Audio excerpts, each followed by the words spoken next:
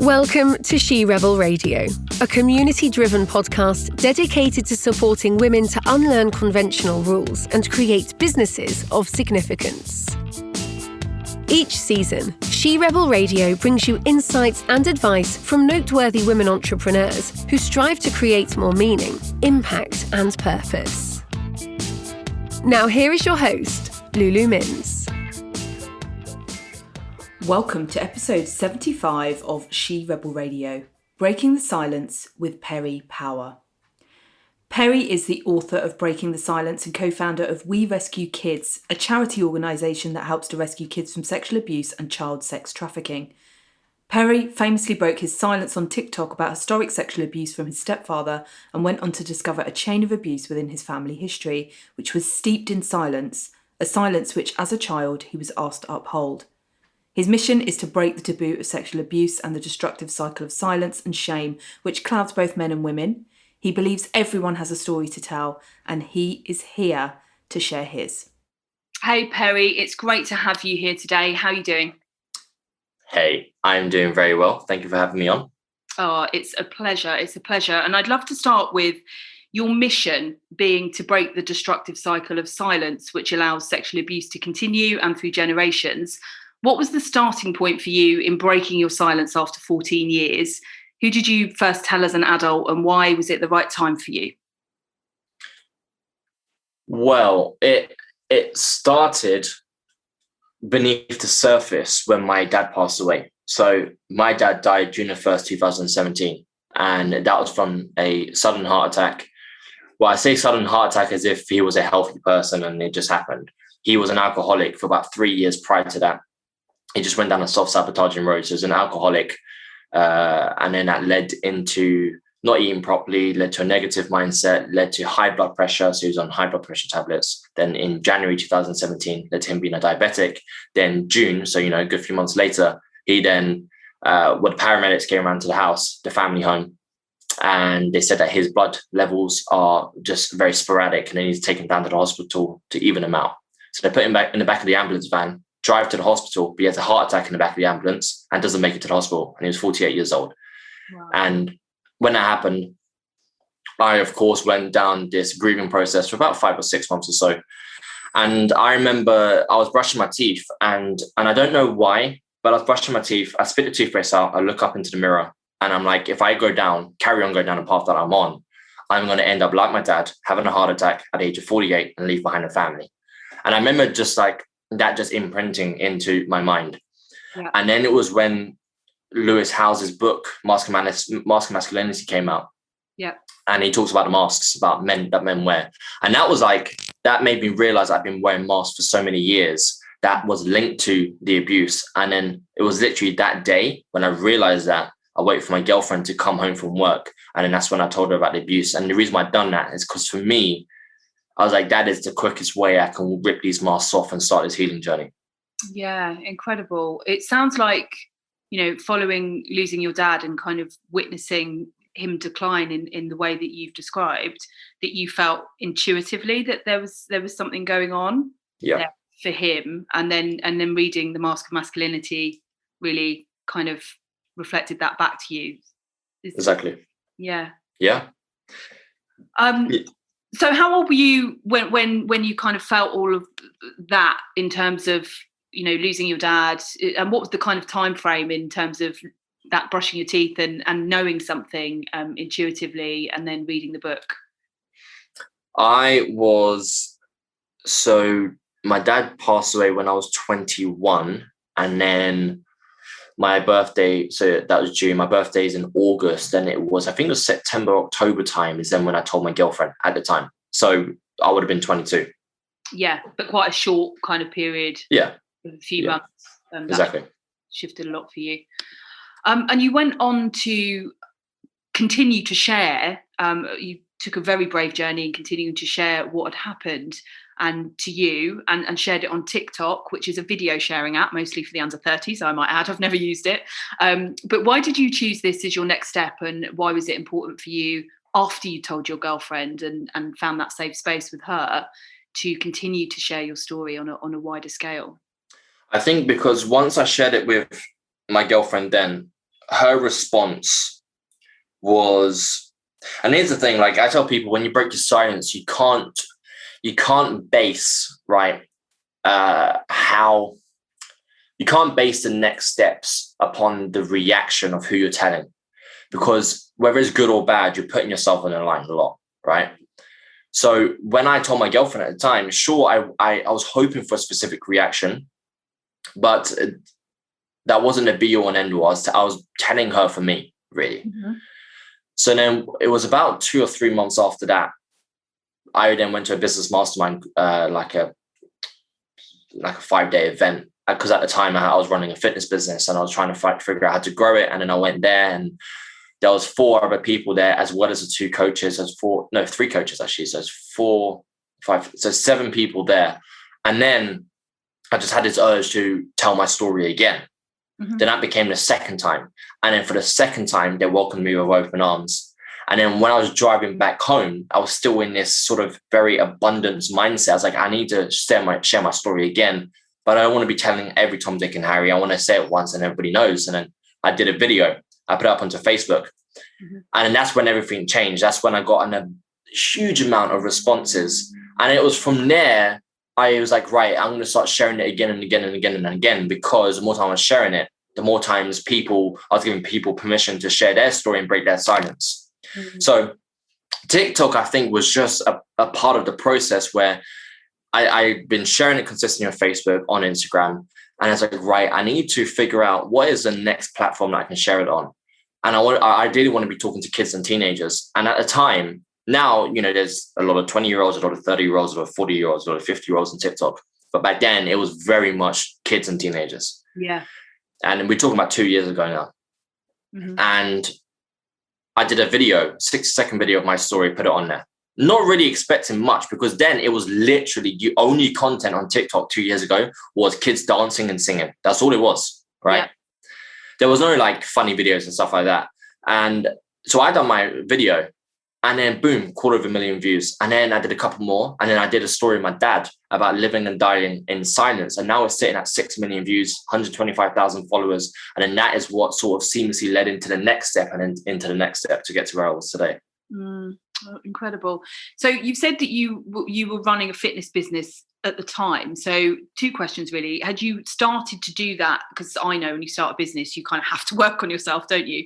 Had you started to work on yourself? And you've also described, you're sharing it, creating those safe spaces, sharing it on a bigger platform as being part of a process. Was that part of a healing process for you?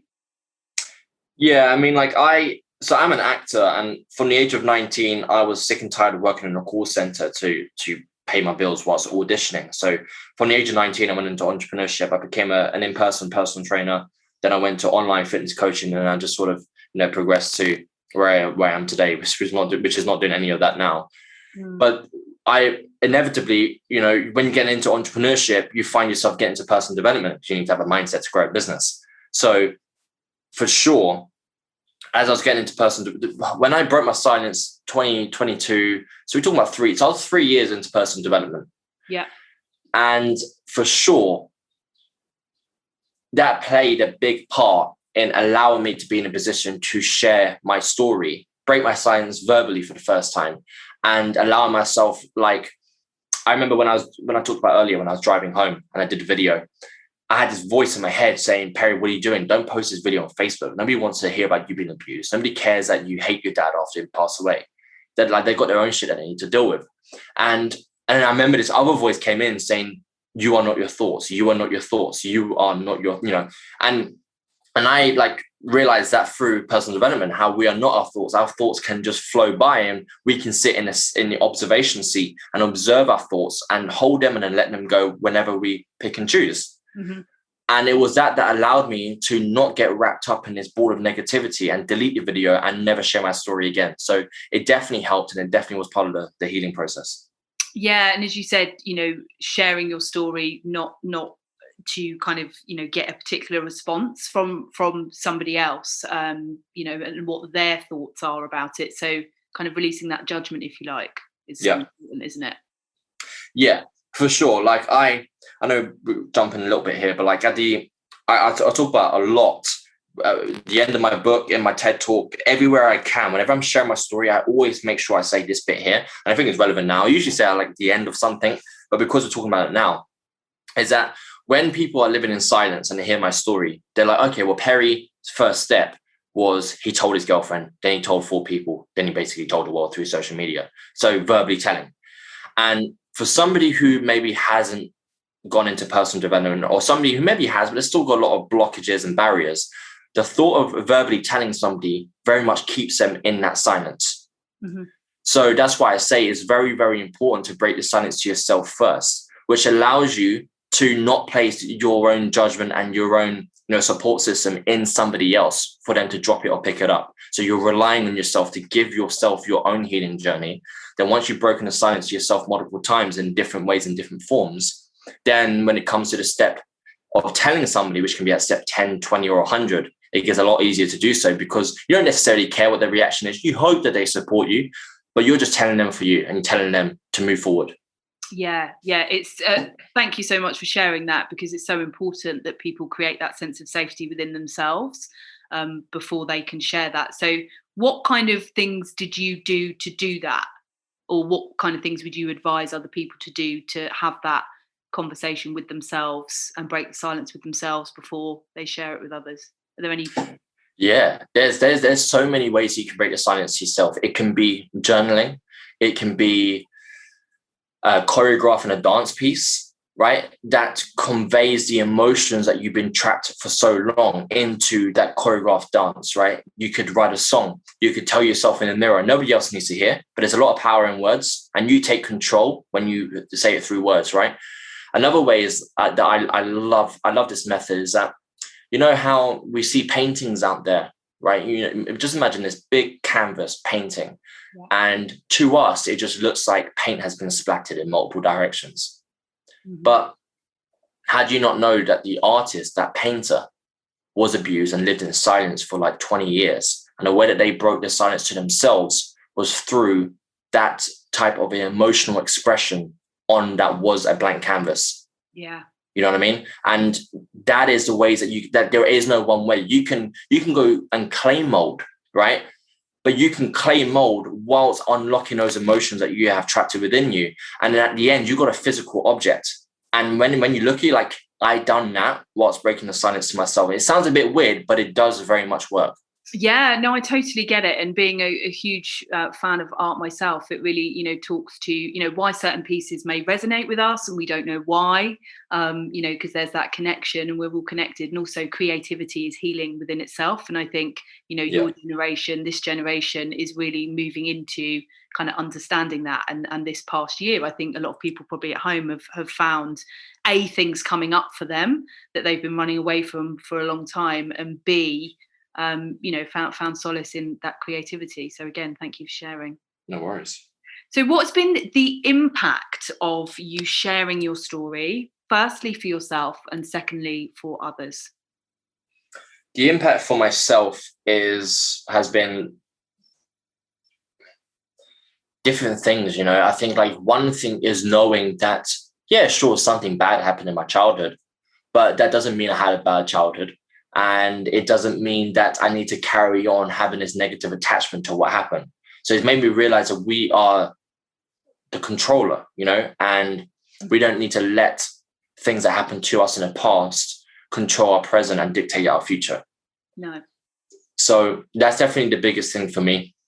It allowed me to huge, right? Just going to hand that to you. That's a huge, a huge step for anybody to take in terms of allowing their past to dictate their future. Yeah. I mean, I'm a very, very big vision guy, and Bob Proctor says how what we picture in our mind we can manifest into the material world, and I really, really believe that. And the reason why I say that is because I used to listen to a meditation of his every single night before going to sleep, and it would just knock me out. And it was almost as if like when he would say that, that's when I fall asleep. Because it's like a 25-minute meditation, and I've never, ever been past halfway through, right? And I'm a very big visionary. And the reason why I'm saying that is because when shit things have happened to us, that can almost stop us from actioning out to make the visions of reality, because either we don't feel like we deserve it because of the abuse, or we don't feel like we can achieve it because of the background we've come from. Yeah, it's that acting from past self, past experience. Exactly, our past identity. Yeah, rather than connecting with future self and what you can create in the future. Yeah, exactly that. And another thing is, like, I'm a very, very big advocate for forgiveness. And I found forgiveness, a friend of mine who lost his dad, who hated his dad after losing him, he found forgiveness. He then gave that gift to me, like, dude, you need to find forgiveness with your dad. So I went through that process and I was like, right, fantastic. That's healed so much. Mm-hmm. Now let's move on to my step granddad. Now I forgave myself from the abuse, for not speaking out, I forgave myself for, X, Y, and Z to do with the abuse. And then when it came to my step granddad, I chose to forgive him too. Mm-hmm. And allowing myself to forgive him has unlocked so many doors. It's unlocked allowing me to meet up with his two daughters and build a very long, strong and loving relationship with his family. Because then I ended up finding out that he abused all of his family, all of his kids too, right? But I never would have found that out if I never forgave the man, because I never forgave the man. If I hated him, I didn't hate his family too. Yeah. Right. So didn't you find out through watching a film that he'd also been subject to abuse? Yeah. So a year before my dad's passing, he tells me to watch a film called Spotlight. And I remember sitting in the car. He's like, have you seen Spotlight? I said, yeah. And he goes, well, at the end of the film, before the credits, there's a series of, in America, of Catholic churches and orphanages that's had reported casings of Catholic priests molesting the children. Then around the world, it's just like cities, right? And he goes, well, where your step granddad grew up in Cork in Ireland is listed in that movie. I was like, yeah, like, where are you going with this? And then I find out, he told me very loose about what happened to him. But then when I found out from his daughters, basically, there was 5 kids. One of them, and the mum passed away. The eldest was too old, so she didn't need to go to school. But then the 2 brothers go to a male, all boys Catholic orphanage and then school. And then the 2 girls go to a girls' one run by nuns. And the nuns would physically beat and abuse all of the kids there. One of the girls is deaf in one ear today, right, because of it. And then the 2 boys were chained to the staircases in the orphanage, and they were raped and beaten and molested. Mm-hmm. And the 2 boys, one of them being my step granddad, grew up to both abuse people around them. Yeah. And this is the thing, is like, if I ask my step granddad, if we rewind time and ask my step granddad when he's like a late teenager, so he's come out of school now, going through what he went through, and I say to him, dude, do you think you're going to molest kids? Of course he's going to say no. Mm-hmm. Right? We don't grow up wanting to molest kids. We don't grow up wanting to be an alcoholic or being racist, but it happens from conditioning from people around us or from wounds that haven't healed yet. Yeah. But it's the forgiveness. It's that key of forgiveness that allowed me to put myself in his shoes and find an understanding. Yeah, absolutely. And you found out your father had also been a victim of abuse by him as well.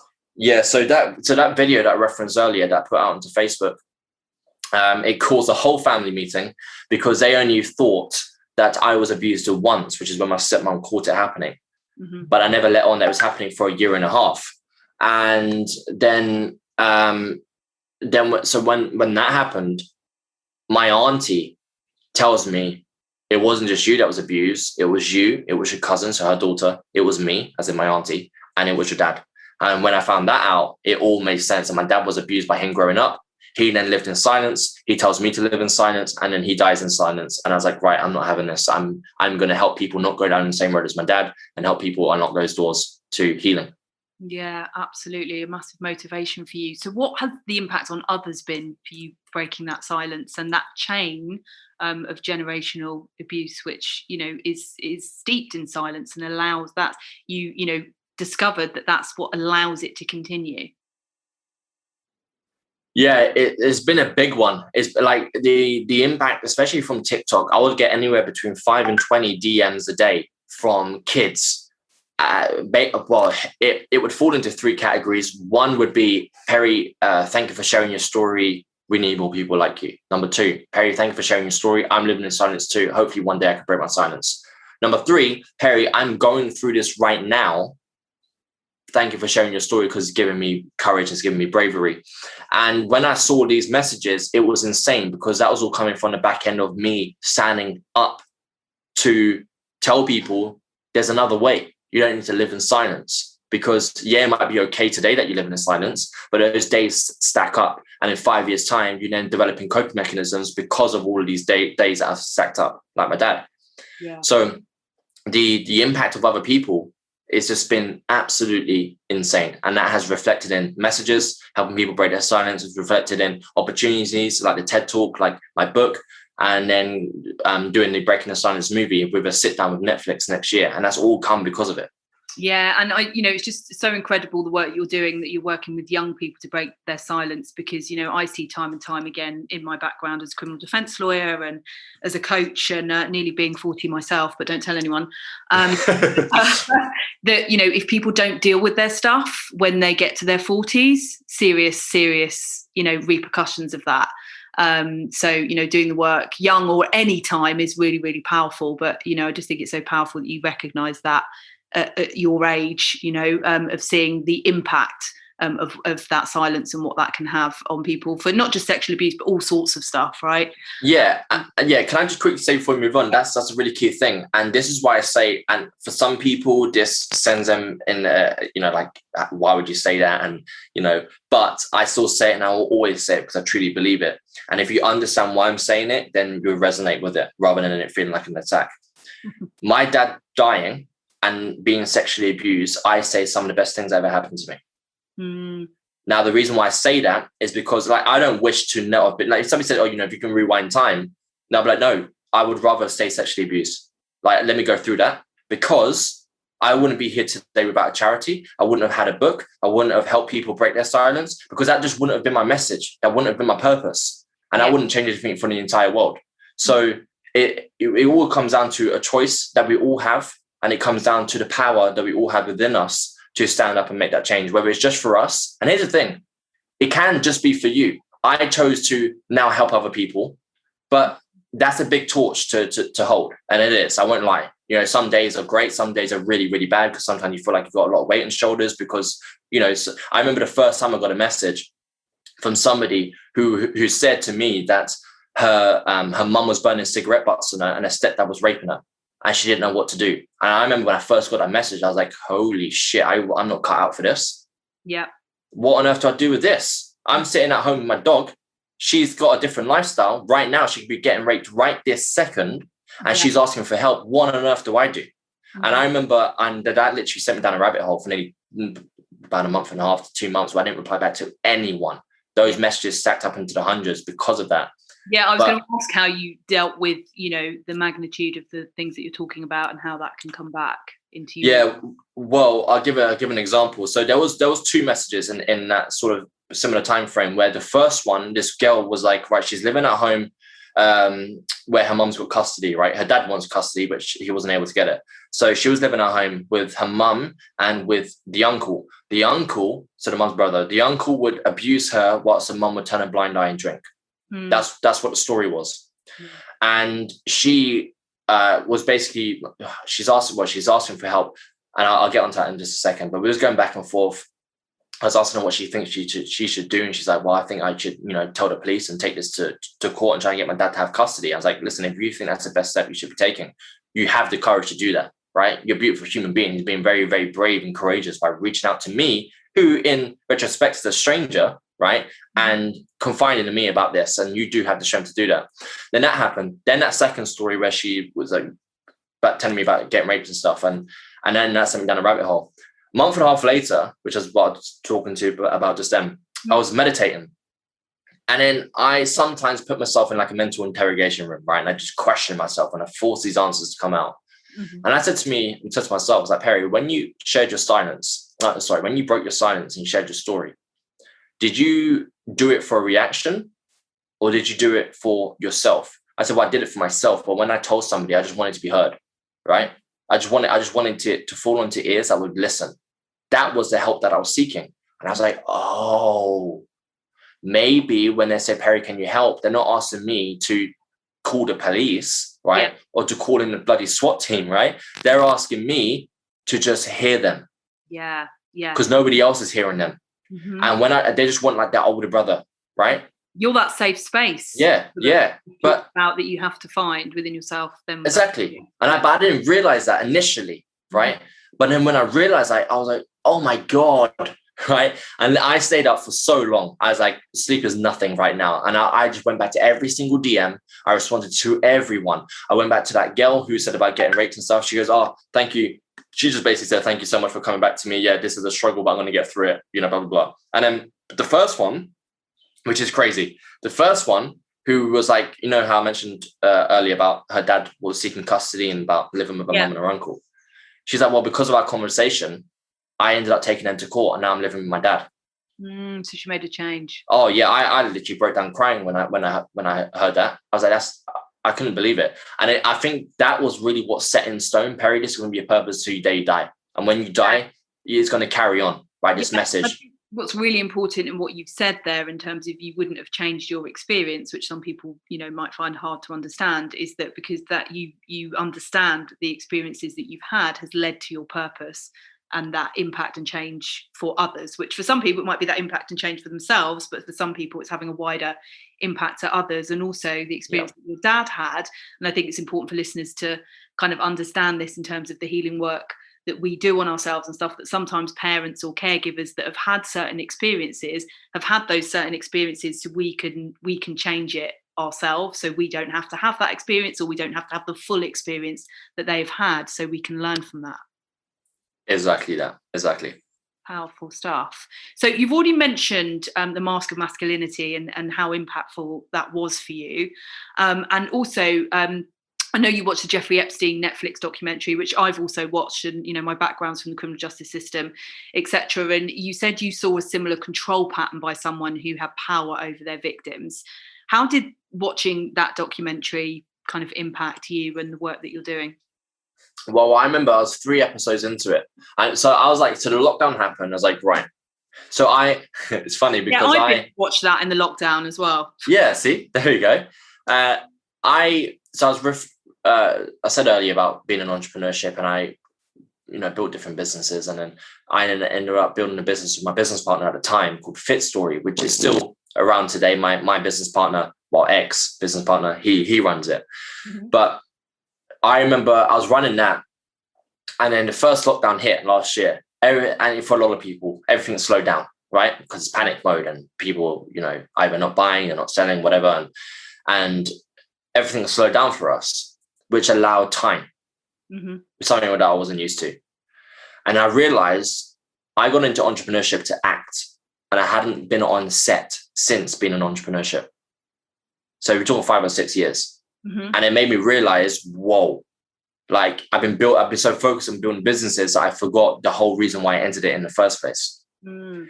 So when I realized that, like when I had realized about the mask and I made a decision, I'm very much a guy who realizes something, he makes a decision that single day, right? Mm-hmm. I can't think about it and make an informed decision in a couple of weeks, which I envy. I wish I could do that, right? Yeah, same. You're a visionary, right? We have to do it now.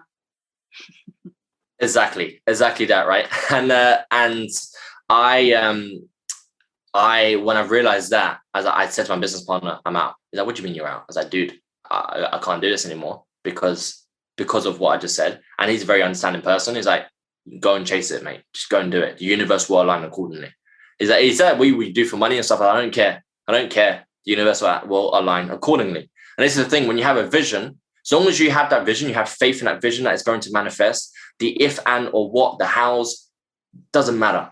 It doesn't matter. It will align accordingly, mm-hmm. right? And it always does. And then so I was like, right. It's actually harder to try and bring about something that you're not meant to be doing. Yeah. That's why I face so much adversity in entrepreneurship, building these businesses, because I was never meant to do that. Mm. Right? I was never meant to build, because this is the thing, at the end of the day, if you're building a business and it needs to be successful, that business is your baby. It needs to be what you wake up thinking about, what you go to bed sleep thinking about. It needs to be your baby, which means it needs to be the right business. But the only baby that in my life needs to be my purpose. And now the acting has now become part of the purpose. It aligned beautifully well. Mm-hmm. So I then got to work on a script called Role Play, right? And that was like the first feature film that I wrote. And I wrote that. And then it went to pitching phase. And now whilst I was going through the pitching phase, I was like, right, what's the next thing? But I didn't know what the next thing was going to be. I'd gone to Netflix, just kill some time. Jeffrey Epstein documentary just went on. Mm-hmm. Then 3 episodes into it. And then I'm watching these girls talking about how they were controlled by this powerful man who was a billionaire, who was connected to every Tom, Dick, and Harry, who was also powerful. Whereas she is just little old Sally who lives down the street who nobody knows, right?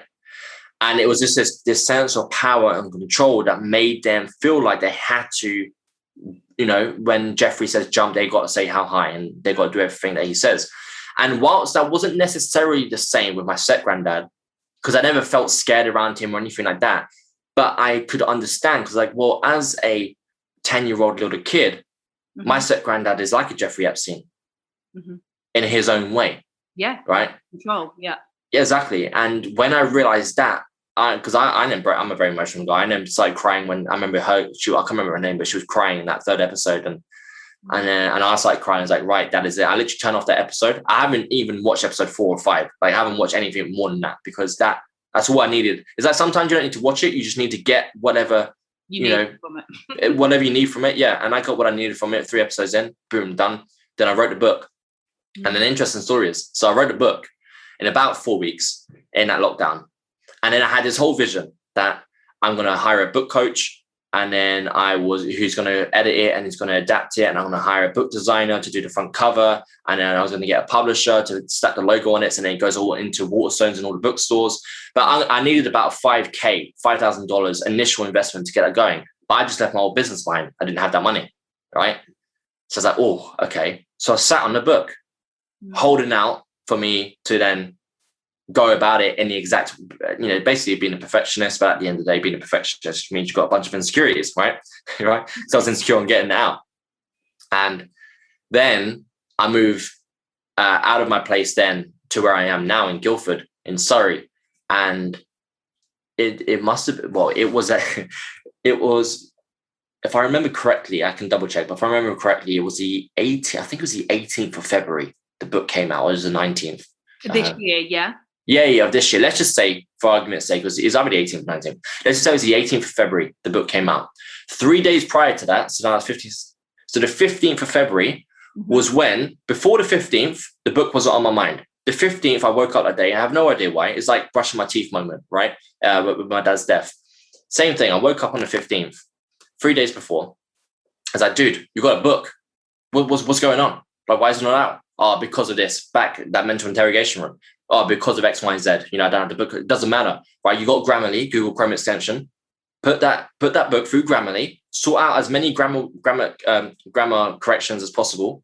Then go. You got some headshots from acting. Just go onto Canva, do the book design yourself, and just make it some imperfect action and self-publish it on Amazon. If it's not meant to be, it won't get brought. Right? If it is meant to be, it will. And then I published it 3 days after that, right, on the 18th. And then within 48 hours, it became #1 bestseller in the mental health category in the UK and the sexual abuse category in the US. And then that book is what led to all the publications. It led to my article being in the Sun, the TEDx, and then now making connections to make the movie happen. Amazing. Yeah. And it's that done is better than perfect. And I love, as you exactly. said, perfectionism is because there's insecurities. Definitely. And there's, She Rebel Radio, we have mostly women that listen in, and perfectionism is a big thing that keeps many, many women stuck. I was going to say to you, within, a power system that we've talked about, whether Jeffrey Epstein being a billionaire, having power over his victims, and or within family dynamics, it's still an institution, right? That the grown-ups have power over younger people. Yeah. Women and children are often recognised as those who don't have their voices heard, but you so beautifully demonstrate men are also silent on a number of issues. What is your advice for those who need to start reclaiming that power back? I would say that, I think a part of it is when we believe that pedestals exist, right? That platforms exist at different levels. And I don't believe that should be true. Just because somebody's got $1 billion in the account doesn't mean that they're on a pedestal that's higher than you. They're a human being at the end of the day, and they just made different decisions, but it doesn't mean anything, right? And again, what does it come back down to? It comes back down to comparison, right? And I believe that nobody is on a different, and that's all comes down to the own insecurities. Me believing that somebody that I'm living with or somebody across the street is better than me in some way is just a reflection of my own internal dialogue, my own internal world. So it's just understanding that I have a story. I went through X, Y, and Z, but that doesn't mean anything. And I have the power to shed that identity and create a new one. And I can create a new identity today, right? And it might sound, oh, well, that's a bit cliche. Well, yeah, it's easy to say that. But yeah, it's easy to say that. And it's not easy to do necessarily. But would you rather carry on the way you are, or would you rather make that change, you know? Yeah, and it's really about flipping the script on it, isn't it? In terms of children, for example, adults know best, or do they? Adults are teaching children, or actually children teach adults. They teach so much. Oh, for sure, for sure. I think the biggest one of the biggest lessons that a child teaches a parent is that it's still okay to dream. It's still okay to walk around a house and pretend you're in World War III. Right. And look at the smile on that kid's face, whereas you're like, oh, that's childish. No, I can't. But and turn those dreams into that reality. And it's when the kid's like, oh yeah, I want to be a famous actor. And then his parents like, well, that's okay. That can, but let's get a trade behind you. Let's send you off to college and do plumbing, right? For example. And, you can do some auditions on a weekend. And I think it's like, and then it's the imprint, and this is a whole different podcast. I have very strong thoughts on all of this, but I think I'll say very, very quickly. My mentor, he's got 2 kids, and his oldest is very much into gaming. And his name's Joe, my mentor, and he's like, and we had a long phone call about it last week, and goes, you know what I'm doing? I'm flying us out to Japan next year, right? And I'm going to be showing him Nintendo, and I'm going to be basically telling him that gaming doesn't need to be a hobby. Gaming can be a very, very fruitful career, and he can be a gamer on social media, and money can just come in abundance. It doesn't need to be something he needs to be playing outside of going to college. Do you know what I mean? Yeah, definitely. And I think I was reading something yesterday, actually, in terms of, there's more millennials, or, even the generation that's after millennials, that want to become content creators and be creative rather than lawyers, doctors, all of that. And, because the world's shifting so quickly. And, kids are on the tipping point of that. So last year, before you wrote the book, but I think when we were still in lockdown, we've been locked down forever, you co-founded your charity, We Rescue Kids, with 2 other people. I think they're based in the States, who have their own stories of trafficking, grief, mental health. How did that happen? And tell us about the work that you do for the charity. So the person who started it initially, her name is Juliet Tanyan. Now, I met Juliet many years ago in entrepreneurship when I joined this man called Sam Ovens. He's from New Zealand. I think it's New Zealand or Australia. I can't remember. It's one of them. And he became very, very, and he is very, very successful in the consulting world. And he's got a website like consulting.com. That's his company. And I remember back then when I first went into his program, I can't remember how, maybe 4 years ago now. And he had a star student, and his star student, like when people, they had star students and they advertise them to show off how great the work is that the mentor's doing. And his star student at the time was Juliet. So I was watching all of her interviews, how she became a millionaire by the age of 21, and San Diego's Entrepreneur of the Year award and stuff like that. And she became a bit of an icon that I was following. Yeah. And then one day she does a live video and talks about how she grew up in a Satan ritual orphanage home, foster care home, where her and these other kids were raped and they were tortured by a lesser clientele through satanic rituals in that house. And she grew up in that environment. And I remember messaging her, I was like, oh, wow, I didn't know you come from that background. And here's my story of abuse. And then we got on a Zoom call, and then we just started building that connection up from that day because of how we related in that way. Yeah. And then you shared your story. Exactly, right? Sharing the story brought us together. And that's the thing. We all had that story. And when it was around the time of TikTok. So when I had all these messages, I was then in talking to Juliet, and she's like, well, so basically she had started this charity, but because she was a solo person doing it, and there's a lot of work when this comes to starting a charity. So it was taking a long time. And she's like, I don't know how we can come together on this, And I said, well, I'm sure we can sort something out. And then we got on a call. She's like, right, how about we, all 3 of us, Sam included, we all come together in partnership, equal partnership, and we do this charity. And then we ended up changing it because it wasn't We Rescue Kids. It was I can't remember, she called it something, is in relation to her mum who rescued her from that foster care home. And then we changed it to We Rescue Kids. And then it just happened from there, from the beginning of last year. Yeah, amazing. And what do you do at We Rescue Kids? So at the moment, and we always will, we've got a big grandiose vision, but what we're doing now is providing free mental health care to child survivors of sexual abuse. And we're doing that through people who sponsor, so they donate, they sponsor a child. So through that money donation of that sponsorship, we are then providing therapy services with one of our licensed child therapists. And then through those monthly therapist sessions, the sponsor then receives updates about how that child is doing and healing throughout the therapeutic process. Yeah. So that's now, and the grandiose vision is having free mental health care throughout the States, through the UK. So we slowly, it's a long and a very expensive process, but we're very slowly transitioning over to the UK too, because I'm over here, obviously. Mm-hmm. And having updated I say updating, they don't have it anyway. So they have this sex ed, of course, in the schooling system, but we want to update that. And we also want to be bringing in a segment of sexual abuse and sexual abuse awareness for children within the school environment. Yeah, so important. Yeah, and then also having a part of the charity that is boots on the ground, rescuing kids from sex trafficking rings, and then having safe homes where we can then house them. Amazing, incredible work. Perry, it's been amazing to have you. What is next for you? Where can we find you and support the work that you're doing with the charity and otherwise?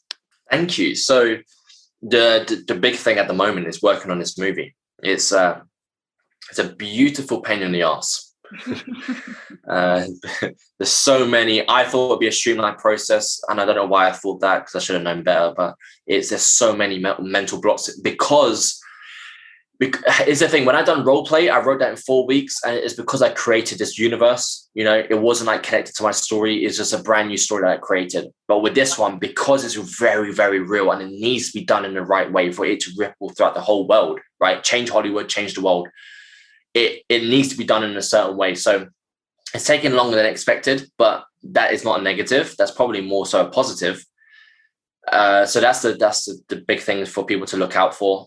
People can follow me on Instagram. I am Perry Power. And then we've got the charity, which is at We Rescue Kids. Amazing. Thank you so much. We'll post all the links in the show notes. And any parting words before we go? Other than just break the silence for yourself first, break the silence for others. And then also connected to that is the whole aspect of vision. You know, whatever dreams you have, whether it's the ideal family, whether it's the ideal partner, the ideal dreams, the ideal job, the ideal lifestyle, whatever it is, don't let your old self, your past identity, which at the time of listening to this could be your current identity, ruin that and stop you from achieving that. So shift that identity, which you can make the decision of doing today, and go ahead and achieve them. Oh, amazing, Perry. Thank you so much for being with us. Thanks, Julia. Thanks for listening to She Rebel Radio, the podcast for women unlearning conventional rules and creating their businesses of significance. She Rebel Radio is executive produced by award-winning coach and advocate Lulu Mins.